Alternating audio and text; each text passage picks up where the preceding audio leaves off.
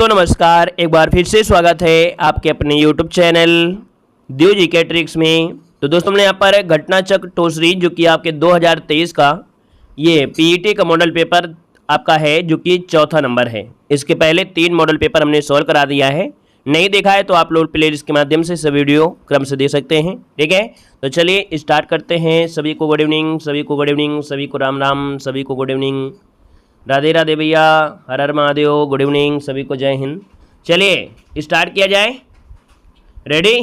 तो चलिए पहला क्वेश्चन देखो दिया गया है कि निम्नलिखित में से किस भारतीय राज्य की सीमा भूटान के साथ नहीं मिलती है। 1 का ऑप्शन देना है, जवाब इनमें से क्या हो जाएगा। काफ़ी अच्छा क्वेश्चन दिया गया है, बताएगा कि किस भारतीय राज्य की सीमा भूटान के साथ नहीं लगती है। अब आप कहेंगे सर जी भूटान की अगर हम बात करते हैं तो यहाँ पर भूटान कुछ इस प्रकार से होता है।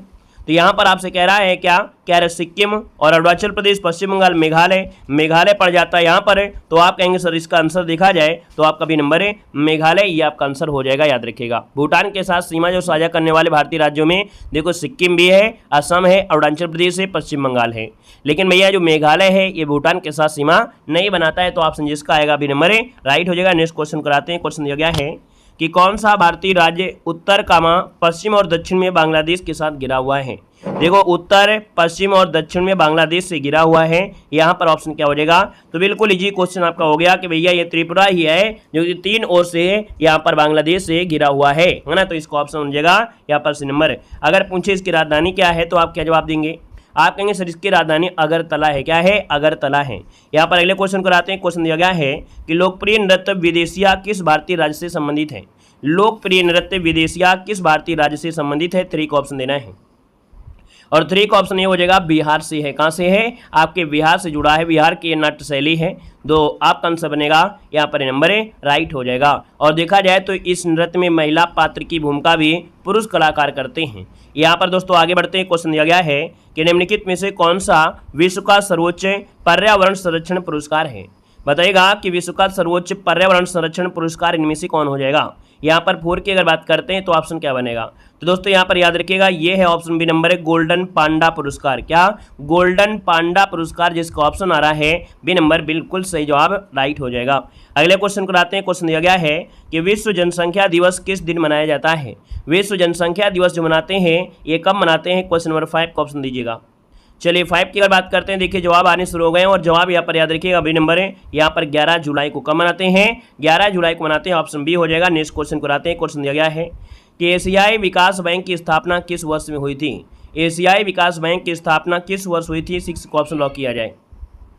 यहाँ पर दोस्तों ऑप्शन बनेगा आपका सी नंबर है 1966 में। कब हुई थी? तो आपके 1966 में एशियाई विकास बैंक की स्थापना की गई थी, है ना। और यहाँ पर आगे बढ़ते हैं। क्वेश्चन आपसे अगला पूछा गया है कि को गोल्ड सिटी के नाम से भी जाना जाता है। गोल्ड सिटी के नाम से जो जानते हैं किसे जानते हैं। 7 को ऑप्शन देना है और 7 का ऑप्शन क्या हो जाएगा। तो दोस्तों जैसलमेर जो ऑप्शन है ये नंबर जैसलमेर, तो जैसलमेर को गोल्डन सिटी के नाम से जानते हैं। वहीं पर दोस्तों याद रखिएगा आपका जो जोधपुर है, जोधपुर को ब्लू सिटी के नाम से जानते हैं। ठीक है, जोधपुर को ब्लू सिटी के नाम से जाने जाते हैं, याद रखिएगा। ठीक है ना, क्लियर है। आपको ये कमेंट बॉक्स में कमेंट करना है कि भैया पिंक सिटी किसे कहा जाता है, पिंक सिटी किसे कहते हैं। यहाँ पर आपको जवाब देना है पिंक सिटी किसे कहते हैं। सभी लोग जवाब दीजिएगा। अगला दिया गया विंग्स ऑफ फायर नामक पुस्तक के लेखक कौन है। विंग्स ऑफ फायर नामक पुस्तक के जो लेखक हैं इनमें से कौन हो जाएंगे। विंग्स ऑफ फायर जो कि आपके जानते हैं भूतपूर्व राष्ट्रपति आपके एपीजे अब्दुल कलाम। मतलब ऑप्शन देखा जाए आपका ये नंबर इसका राइट हो जाएगा। और इसके बाद आगे बढ़ते हैं। क्वेश्चन दिया गया है कि लोकसभा का कोरम कुल सदस्य संख्या का कितना होता है। दोस्तों यहाँ पर देखिए लोकसभा का जो गणपूर्ति होती है, कोरम होता है। दोस्तों यहाँ पर आंसर क्या बनेगा 1/10 इसका आंसर राइट हो जाएगा। मतलब 1/10 लोग आपके होने जरूरी हैं, है ना, तभी यहाँ पर कोई ना कोई कार्यवाही होगी, नहीं तो फिर वो काम होगा नहीं। यहाँ पर ऑप्शन डी हो गया। नेक्स्ट क्वेश्चन पर आते हैं। क्वेश्चन दिया गया है कि भारतीय अर्थव्यवस्था के उदारीकरण का गुरुदूत अर्थात पायनियर किसे कहा जाता है। भारतीय अर्थव्यवस्था का उदारीकरण का जो अग्रदूत कहा जाता है वो किसे कहते हैं।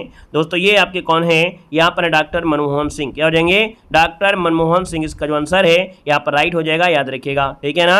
उस समय देखा जाए डॉक्टर मनमोहन सिंह भारत के वित्त मंत्री थे, ठीक है, और देखा जाए उन्होंने ही भारतीय अर्थव्यवस्था के उदारीकरण का उग्रदूत कहा गया है। आगे बढ़िए, क्वेश्चन दिया गया है कि भारतीय आर्थिक समीक्षा प्रकाशित करता है। भारतीय आर्थिक समीक्षा जो प्रकाशित करता है कौन करता है, यहाँ पर जवाब देना है। तो 11 का ऑप्शन बनेगा यहाँ पर बी नंबर है, याद रखिएगा वित्त मंत्रालय। कौन करता है? वित्त मंत्रालय होता है। और कब किया जाता है? जिस दिन बजट पेश करना होता है इसके एक दिन पहले, है ना, याद रखिए बजट पेश करने के एक दिन पहले ये आंकड़े अनुमानित किए जाते हैं। अगला क्वेश्चन दिया गया है कि CRR का असंक्षिप्त रूप क्या है। CRR को हम लोग क्या बोल सकते हैं? तो आप कहेंगे CRR मतलब होता क्या है? नगद आरक्षित अनुपात होता है। नगद आरक्षित अनुपात, कैश रिवर्स रेशियो, नगद आरक्षित अनुपात, मतलब ऑप्शन बनेगा यहाँ पर बी नंबर है, राइट हो जाएगा। नेक्स्ट क्वेश्चन कराते हैं। क्वेश्चन दिया गया है, कह रहा है भारत में प्रथम कृषि विश्वविद्यालय की स्थापना हुई थी। भारत में प्रथम कृषि विश्वविद्यालय की स्थापना जो हुई थी आपके कहाँ पर हुई थी? आप कहेंगे सर 1960 में हुई थी उत्तर प्रदेश में, जो कि देखा जाए कि इसका नाम बदला गया था जीवी पंत कृषि विश्वविद्यालय, है ना। तो ये उत्तराखंड में पंतनगर है, इसका जो ऑप्शन बनेगा यहाँ पर आपका नंबर है, राइट हो जाएगा। अब ये जो आपका है अब कहाँ है? तो यूके में है। अगला है योजना आयोग का पदेन अध्यक्ष कौन होता है? योजना आयोग का पदेन अध्यक्ष कौन होता है? क्वेश्चन नंबर 14 ऑप्शन को लॉक किया जाए। योजना आयोग के अध्यक्ष होते हैं भारत के प्रधानमंत्री। याद रखिए इसका जो ऑप्शन है बी नंबर राइट हो जाएगा। अगर पूछे कि भैया योजना आयोग को जो समाप्त किया गया था, है ना, उसके बाद यहाँ पर देखा जाए तो 1 जनवरी 2015 से यहाँ पर नीति आयोग आ गया था, याद रखिएगा, ठीक है ना, क्लियर है। अगर पूछे कि नीति आयोग के उपाध्यक्ष तो आपके सुमन बेरी। आगे बढ़िए। क्वेश्चन दिया गया है कि वायु दाब को मापने का यंत्र क्या होता है? वायु दाब को जो मापा जाता है वो किससे मापते हैं? तो दोस्तों यहाँ पर देखिए 15 नंबर का ऑप्शन बी हो जाएगा, बैरोमीटर से मापा जाता है। किसे? बैरोमीटर से मापा जाता है, याद रखिएगा। अब कभी कभी क्वेश्चन ये बन जाता है कि बैरोमीटर का जो पारा होता है अगर वो अचानक से नीचे आ जाए तो समझो तूफान आने की संभावना है। और बैरोमीटर की ऊंचाई में धीरे धीरे यहाँ पर क्या हो, गिरावट हो, धीरे धीरे गिरावट होती, धीरे धीरे तो क्या होता है, वर्षा का संभावना होती है। और बैरोमीटर की ऊंचाई में क्रमिक चढ़ाव, अगर ये जो बैरोमीटर में पारा अगर अचानक चढ़ जाता है मतलब देखा जाए तो मौसम क्या होता है, साफ होने के संकेत मिल जाते हैं। अगला है घुटनों का जो जोड़ होता है। ये घुटनों का जो जोड़ होता है भैया, ये घुटनों के जोड़ को कहा क्या जाता है? यहाँ पर 16 नंबर में ये बोलते हैं कोर संधि। क्या बोल देते हैं? इन्हें कोर संधि कह देते हैं, या हिंज जॉइंट कहा जाता है, हिंज ज्वाइंट, है ना, कब्जा ज्वाइंट भी कहते हैं। घुटनों के जोड़ को कब्जा ज्वाइंट, कोर ज्वाइंट या हिंज ज्वाइंट आदि नामों से जाना जाता है। तो आप समझेगा आप बी नंबर है, राइट हो जाएगा। नेक्स्ट क्वेश्चन कराते हैं। क्वेश्चन दिया गया है मानव शरीर की दूसरी सबसे बड़ी ग्रंथि कौन सी है? मानव शरीर की दूसरी सबसे बड़ी ग्रंथि कौन सी है 17 नंबर में? तो ऑप्शन बनेगा आपका डी नंबर अग्न्याशय। ये अग्न्याशय जो आपके है दोस्तों याद रखिएगा सबसे बड़ी ग्रंथि है दूसरे नंबर की। और पहली जो आपकी है वो कौन सी है? तो यकृत सबसे बड़ी ग्रंथि आपकी बॉडी की है, याद रखिएगा, ठीक है ना। और यहाँ पर देखा जाए तो जो अग्न्याशय है ये एक मिश्रित ग्रंथि भी है, ठीक है, मिश्रित ग्रंथि भी आपकी है। यहाँ पर आगे बढ़ते हैं। क्वेश्चन दिया गया है कि शोल्डर किन 2 धातुओं से मिलकर बना होता है? जो शोल्डर होता है वो कौन सी मिश्र धातुओं से बनता है? शोल्डर की अगर बात करते हैं तो टिन और सीसा को मिला दीजिए। क्या? टिन और सीसा को मिला दीजिए, आंसर हो जाएगा। दोस्तों याद रखिएगा कि जो शोल्डर होता है इसका गलनांक आपका जो होता है वो 90 से 450 डिग्री सेंटीग्रेड तक आपका होता है। यहाँ पर आगे बढ़ते क्वेश्चन दिया गया है कि फार्मिक एसिड किसके द्वारा उत्पन्न होता है? फार्मिक एसिड किसके द्वारा उत्पन्न होता है? तो आप कहेंगे सर चींटियों से होता है ना। यहाँ पर क्या ऑप्शन है क्या? तो आप कहेंगे जी हाँ ऑप्शन है। कहाँ पर है? ऑप्शन सी नंबर है, राइट हो जाएगा। लाल चींटी इसका आंसर है, बन जाएगा। बिच्छू जो होते हैं ना, बिच्छू में भी होता है, मधुमक्खियाँ भी होता है, बर्रा होता है ना, जो एक पीली पीली मधुमक्खी होती है यहाँ पर। तो विशेष करके देखा जाए लाल जो चींटियाँ होती हैं उनमें ज़्यादा मिलती है इनमें से। तो इसका जो आंसर आपका है सी नंबर है, राइट हो जाएगा। और इसके बाद यहाँ पर देखा जाए जलन होती है कहीं ना कहीं उसी की वजह से होती है। अगला है भारत के संविधान का कौन सा अनुच्छेद मौलिक अधिकारों के प्रवर्तन के लिए संवैधानिक उपचार करता है? तो मौलिक अधिकारों के प्रवर्तन के लिए यहाँ पर जो आर्टिकल नंबर 32 है, याद रखिएगा आर्टिकल नंबर 32 है, ये आपके मौलिक अधिकारों की रक्षा करता है ना। जो कि आप लोग 32 के तहत आप सुप्रीम कोर्ट जा सकते हैं, अपने मौलिक अधिकार के लिए, हक के लिए लड़ाई लड़ सकते हैं। अगला निम्नलिखित में से किस अनुच्छेद में यह उल्लिखित किया गया है कि नीति निर्देशक सिद्धांत न्यायालय द्वारा प्रवर्तनीय नहीं है? न्यायालय द्वारा प्रवर्तनीय नहीं है, यह आपसे कह रहा है।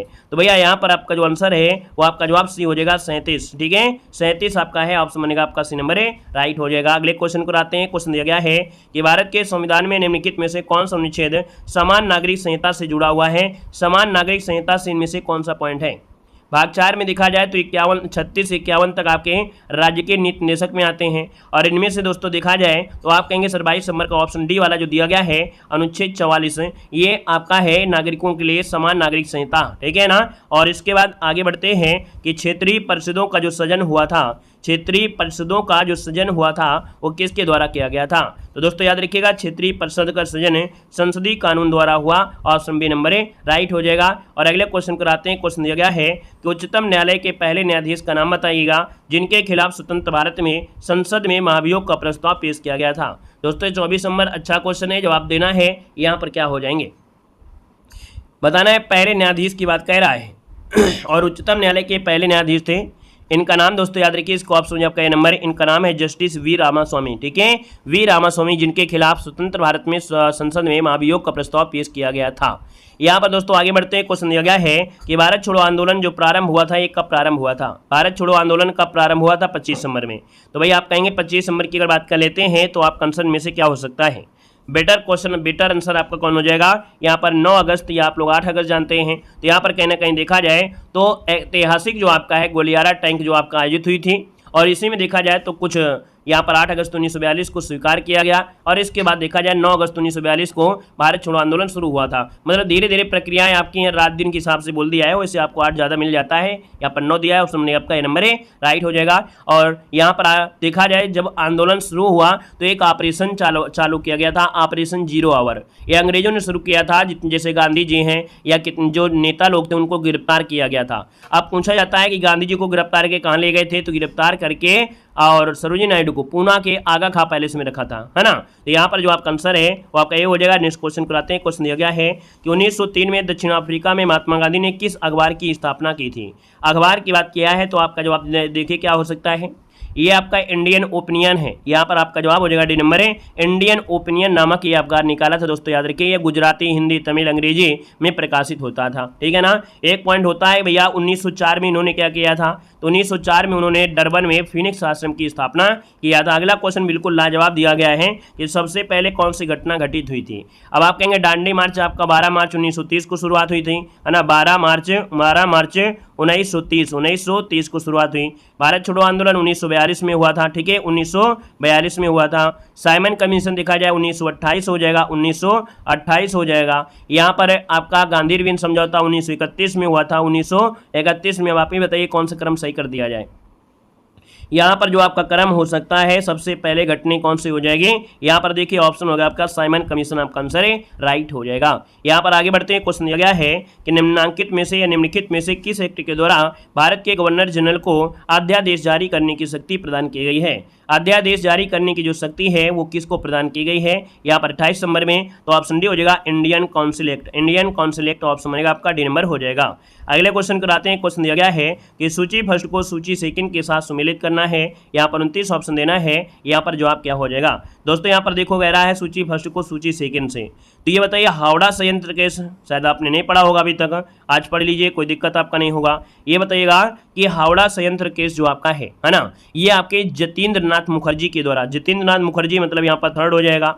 लाहौर षड्यंत्र आप लोग जानते हैं, लाहौर में आपके राजगुरु हो जाएंगे, यहाँ पर आपका 4 हो जाएगा। दिल्ली षड्यंत्र केस में यहाँ पर अमीर चंद, कौन है? अमीर चंद या अमी चंद बोल देते हैं, तो यहाँ पर इसका क्या हो जाएगा? 1 हो जाएगा। और अलीपुर षड्यंत्र में जो आपके थे वो कौन है? तो आपके अलीपुर में जो बचे हुए हैं अरविंद घोष, तो यहाँ पर आपका 2 हो जाएगा। कुल मिला के इस प्रकार से आपका आंसर है बन जाएगा 3 4 1 2। क्या बनेगा? 3 4 1 2 इसका आंसर है राइट हो जाएगा। 3 4 1 2 देखिए ऑप्शन सी हो गया है।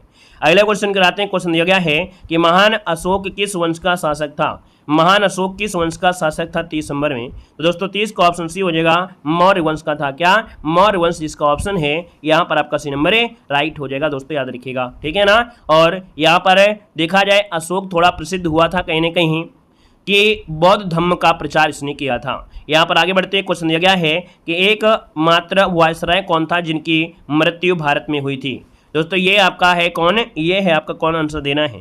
ये है लॉर्ड मेयो। ठीक है, लॉर्ड मेयो की हत्या अंडमान निकोबार द्वीप समूह में जब भ्रमण कर रहे थे तो उस समय एक अपराधी था जिसने कह सकते हैं इसकी हत्या कर दिया था। ठीक है, और देखा जाए तो लॉर्ड मेयो के समय में ही 1872 में जनगणना प्रारंभ हो गई थी, है ना। यहाँ पर आंसर आपका डी बनेगा। अगले क्वेश्चन को आते हैं। क्वेश्चन दिया गया है कि गौतम बुद्ध को ज्ञान की जो प्राप्ति हुई थी कहाँ पर हुई थी?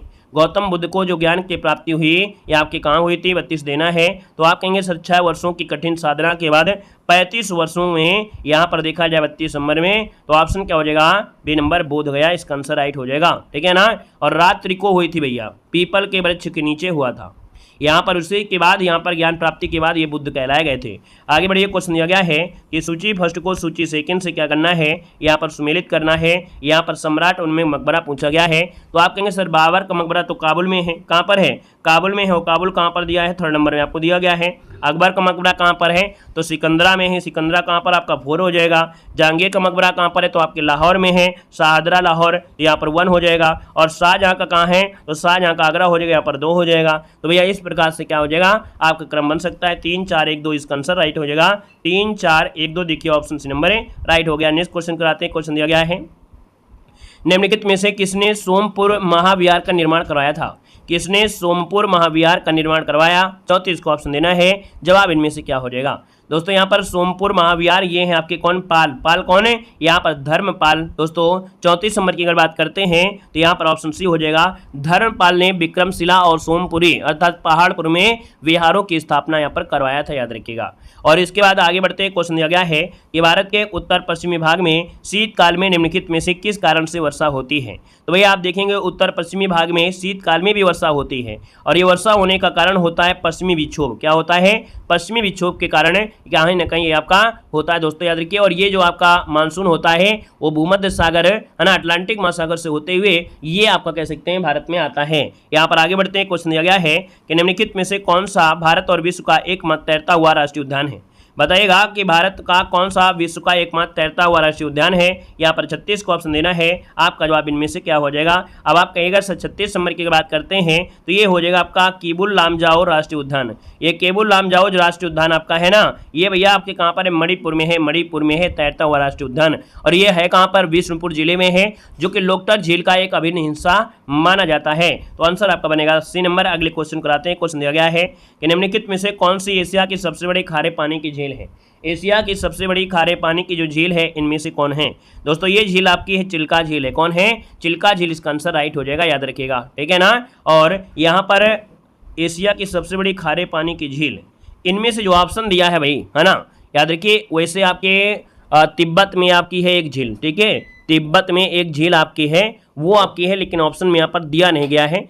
पेंगांग करके एक झील है जो कि आपके खारे पानी की है, लेकिन ऑप्शन में आपका दिया नहीं गया है, तो हम इन ऑप्शन के अनुसार यहाँ पर राइट कर सकते हैं, याद रखिएगा, ठीक है ना। चलिए यहाँ पर आगे बढ़ते हैं। क्वेश्चन आपसे दिया गया है कि विश्व का सबसे ऊंचा पठार इनमें से कौन सा है? विश्व का सबसे ऊंचा जो पठार है इनमें से कौन सा है?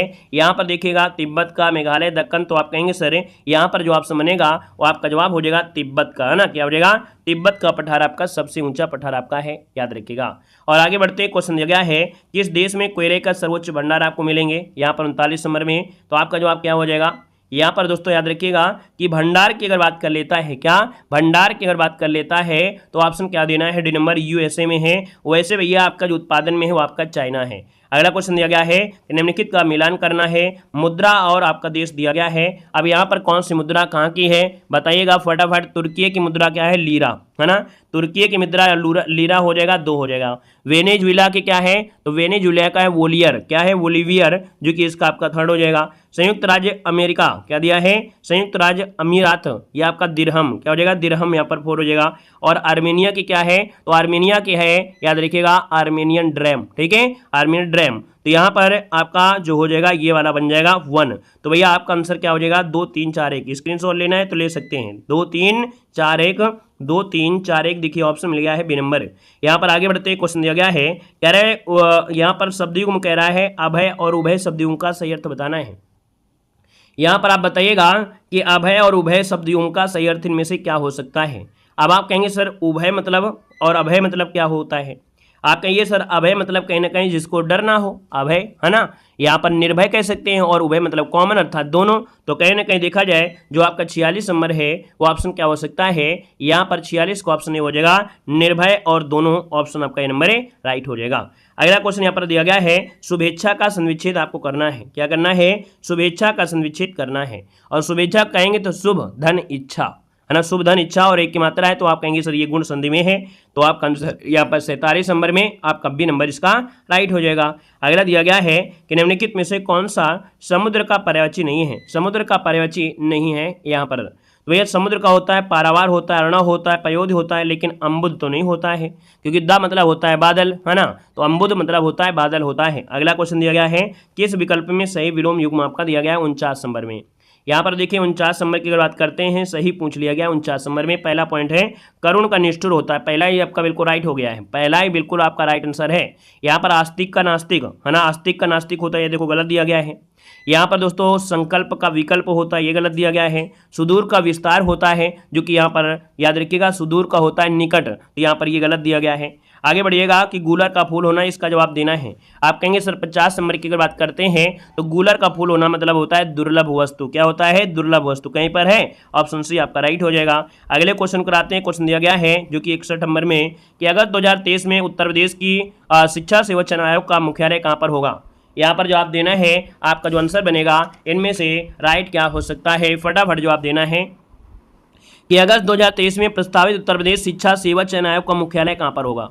तो दोस्तों यहाँ पर देखिए, याद रखिएगा, यहाँ पर जो 61 नंबर है ऑप्शन बी हो जाएगा आपके प्रयागराज में। कहाँ पर? आपके प्रयागराज में होगा, याद रखिएगा, ठीक है। और यहाँ पर आगे बढ़ते हैं। क्वेश्चन दिया गया है कि मार्च 2023 में वन वर्ल्ड टीवी समिति 2023 का आयोजन कहाँ पर किया गया है। वन वर्ल्ड टीवी समिति का आयोजन किया गया है 62 नंबर का जो ऑप्शन बनेगा यहाँ पर क्या हो सकता है। तो 62 का ऑप्शन सी हो जाएगा, वाराणसी आपका आंसर बन जाएगा। अगला दिया गया है कि नए संसद भवन में कुल कितने सदस्यों के बैठने की व्यवस्था आपकी है। नए संसद भवन में दोस्तों याद रखिएगा 1272 सदस्य जिसमें लोकसभा के होंगे, और यहाँ पर देखा जाए तो 888 सीटें और राज्यसभा के 384। यहाँ पर देखा जाए तो आपका आंसर इनमें से 63 नंबर का ऑप्शन क्या हो सकता है। यहाँ पर जो आपका 1272 ये वाला ऑप्शन आपका डी नंबर राइट हो जाएगा। यहाँ पर दोस्तों 28 मई 2023 को इसका उद्घाटन मोदी जी ने किया था दोस्तों, याद रखिएगा, और बनवाया गया था टाटा प्रोजेक्ट लिमिटेड द्वारा नए संसद भवन का निर्माण किया गया था। अगला क्वेश्चन दिया गया है कि अप्रैल 2023 में कौन सा देश नाटो का 31वां सदस्य बना है। तो दोस्तों बताना है अप्रैल 2023 में कौन सा देश नाटो का 31वां सदस्य बना है 64 नंबर में। तो आप कहेंगे सर 64 की अगर बात कर लेते हैं तो यहाँ पर आंसर आपका ये हो जाएगा, याद रखिएगा, फिनलैंड। क्या हो जाएगा? फिनलैंड आपका आंसर है राइट हो जाएगा, जो कि IMP क्वेश्चन आपका है। और यहाँ पर आगे बढ़ते हैं। क्वेश्चन आपसे दिया गया है कि मई 2023 में भारत ने किस देश में आपदा सहायता प्रदान करने हेतु ऑपरेशन करुणा चलाया है। तो बताइएगा कि आपदा सहायता प्रदान करने के लिए ऑपरेशन करुणा चलाया है। 65 का ऑप्शन बनेगा यहाँ पर बी नंबर है म्यांमार। दोस्तों क्या हो जाएगा? बी नंबर है म्यांमार, इसका आंसर है राइट हो जाएगा। म्यांमार में मोचा चक्रवात से उत्पन्न आपदा स्थिति आई थी जिसके लिए ऑपरेशन करुणा चलाया गया था। अगला है भारत का पहला डिजिटल साइंस पार्क कहाँ पर बनाया जा रहा है। भारत का पहला डिजिटल साइंस पार्क है दोस्तों 66 नंबर में। तो 66 का ऑप्शन बनेगा सी नंबर है, याद रखिए, तिरुवनंतपुरम में। कहाँ हो जाएगा? तिरुवनंतपुरम इसका जो आंसर है यहाँ पर राइट हो जाएगा दोस्तों, याद रखिएगा। यह पार्क केरल की राजधानी तिरुवनंतपुरम में है। अगला है कि भैया जून 2023 में नंद बाबा दुग्ध मिशन योजना किस राज्य में शुरू की गई है। दोस्तों यहाँ पर देख सकते हैं नंद बाबा, ये आपके कहाँ पर, तो भैया आप कहेंगे उत्तर प्रदेश में हो जाएगा, बे नंबर आपका राइट हो जाएगा। अगला दिया गया है कि जून 2023 में सूरी नाम का सर्वोच्च नागरिक सम्मान the grand order of the chain of yellow star ये किसे प्रदान किया गया है। ये सर्वोच्च सम्मान है आपके सूरी नाम का है दोस्तों। 68 का ऑप्शन बनेगा बी नंबर है भैया, द्रौपदी मुर्मू को दिया गया है, द्रौपदी मुर्मू।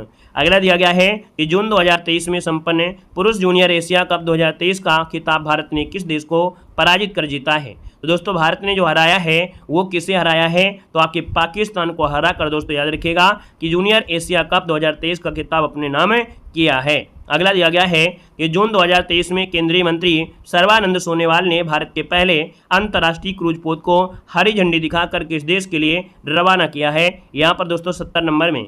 तो दोस्तों याद रखिएगा कि भैया ये भारत का पहला अंतर्राष्ट्रीय क्रूज पोत आपका है और हरी झंडी दिखाकर किस देश के लिए रवाना किया है, ये जून 2023 की बात हो रही है।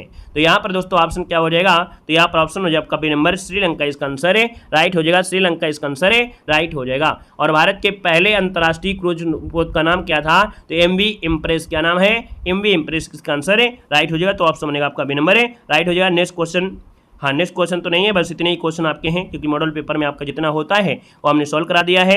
PDF के लिए आप लोग टेलीग्राम ज्वाइन कर लीजिएगा, देव जी के ट्रिक टेलीग्राम है, वहाँ पर आपको PDF भी प्रोवाइड करा दी जाती है जिसमें मैथ वगैरह रीजनिंग वगैरह सब कुछ है वो आपको मिल जाएगी, ठीक है ना। देव जी के ट्रिक सर्च कर लीजिए, आपको जुड़ जाना है। और भी आपके मॉडल पेपर जैसे अंकित वाटी सर के मॉडल पेपर होते हैं ये भी आपके वहीं पर प्रोवाइड करा दिए जाते हैं, ठीक है ना। वीडियो अच्छा लगा है तो वीडियो लाइक भी कर दीजिएगा, चैनल में नए हैं तो चैनल को सब्सक्राइब भी कर लीजिएगा, ठीक है। धन्यवाद सभी को, जय हिंद, वंदे मातरम।